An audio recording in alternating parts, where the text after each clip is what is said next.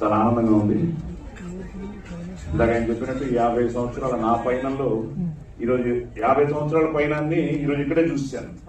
అందరు ప్రముఖుల్ని చూసి అందరితోనూ అదొక చిన్నప్పటి నుంచి నాన్నగారితో మొదలైన ఈ ప్రస్థానంలో ఈరోజు వచ్చిన ప్రతి ఒక్కరిని నేను ఈరోజు ఇక్కడ ఈ వేదిక మీద చూడడం, మిమ్మల్ని చూడడం చాలా ఆనందంగా ఉంది. ఎస్, నిజంగానే నేను ఎప్పుడు ఎంత ఆనందంగా ఉండే, అబ్బా రేపు ఒక సినిమా స్టార్ట్ అవుతుంది, తప్పకుండా మనం అందులో వేషం ఉండొచ్చు, వేషం రావాలి అని ఆ కోరికలు చిన్నప్పటి నుంచి వింటూ ఉండేవాడిని నేను.